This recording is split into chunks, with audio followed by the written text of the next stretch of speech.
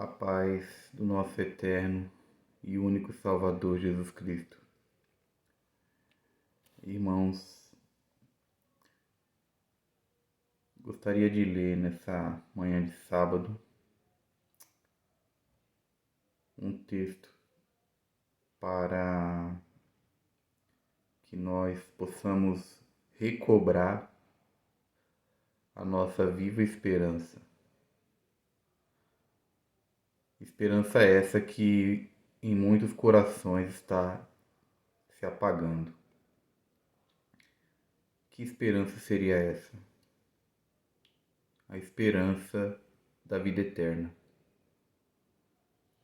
Muito se fala sobre os problemas que estão para vir, e realmente estão para vir. Muito se fala das dores que estão para vir, e de fato estão para vir. Mas pouco se fala do que acontecerá após todo esse sofrimento que a terra está prestes a passar,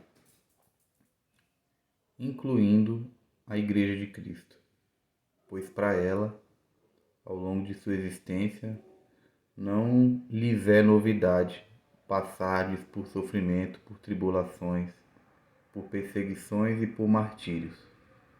A sua história inteira deixa isso bem claro. Mas há uma esperança. Há uma esperança, há um desfecho da história.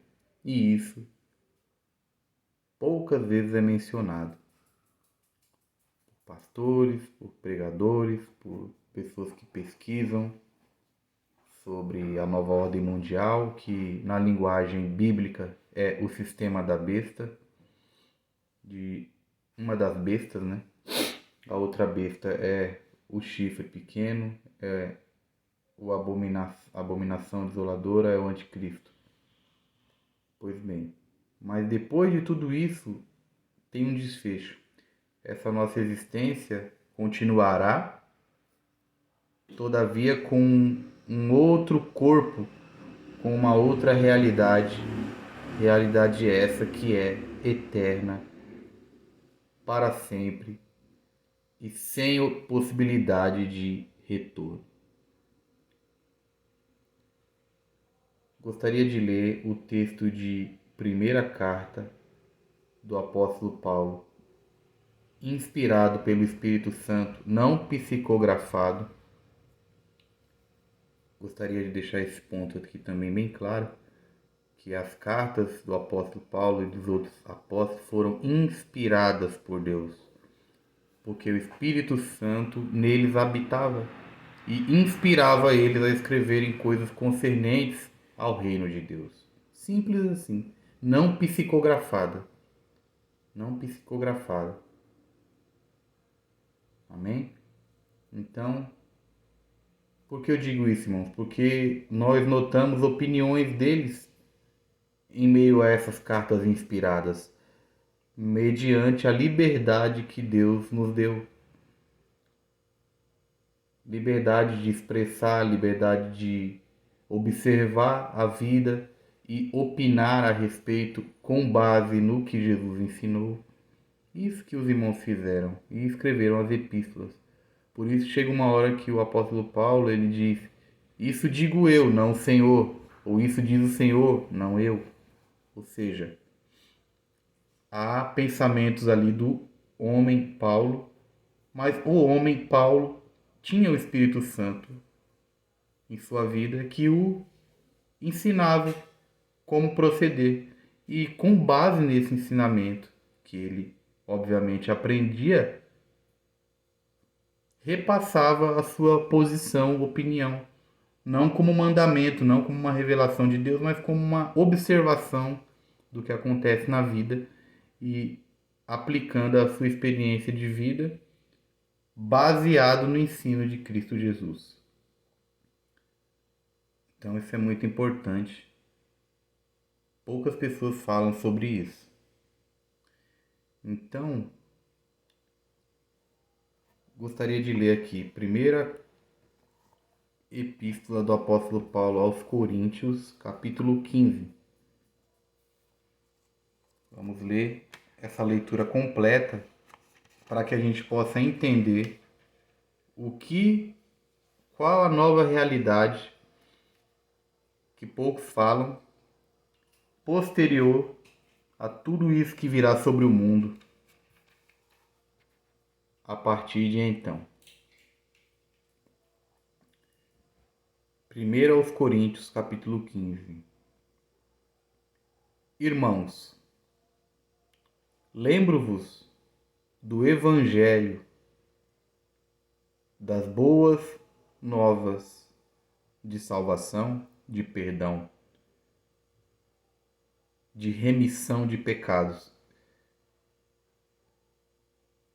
conduzindo o indivíduo ao arrependimento dos mesmos e recebendo gratuitamente, vicariamente, o sangue de Jesus, que purifica e perdoa de todos os nossos pecados. Este é o Evangelho. Lembro-vos deste que vos preguei, o qual, Evangelho este, também recebestes, e no qual, Evangelho este, estáis firmes. Através dele também sois salvos, com uma condição: desde que vos apegueis com convicção à palavra que vos anunciei. Este Evangelho, caso contrário, tendes crido em vão, tendes professado uma fé vã que não resultará no propósito para o qual ela foi designada. Portanto, o que primeiramente vos transmiti foi o que também recebi. Esse Evangelho que eu transmiti, só transmiti porque primariamente eu o recebi. 2 pontos. Que Cristo morreu pelos nossos pecados, de acordo com as Escrituras, foi sepultado e ressuscitou no terceiro dia, conforme as mesmas Escrituras, e apareceu a Pedro e depois aos 12. Depois disso, apareceu a mais 500 irmãos de uma vez, a maioria dos quais ainda vive, embora alguns já tenham adormecido. Mais tarde, apareceu a Tiago e a todos os apóstolos. E, depois de todos, apareceu igualmente a mim, como a um apóstolo que nasceu fora do tempo, pois sou o menor dos apóstolos. Nem mereço ser chamado de apóstolo, porque persegui a igreja de Deus. A igreja de Deus. Deus só tem uma igreja. Singularmente falando, a igreja de Deus. Mas, pela graça de Deus, pelo favor imerecido de Deus, vindo de Deus para o homem, sou o que sou. E o seu favor imerecido para comigo não foi inútil. Antes, trabalhei mais do que todos os outros apóstolos. E aqui ele explica o que significa isso.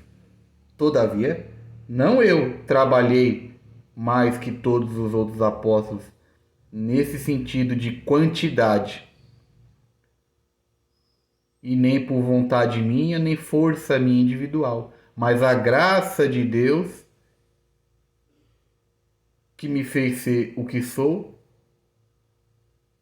graça de Deus, essa graça que vive em mim, essa sim me deu condição de trabalhar mais do que todos os outros apóstolos.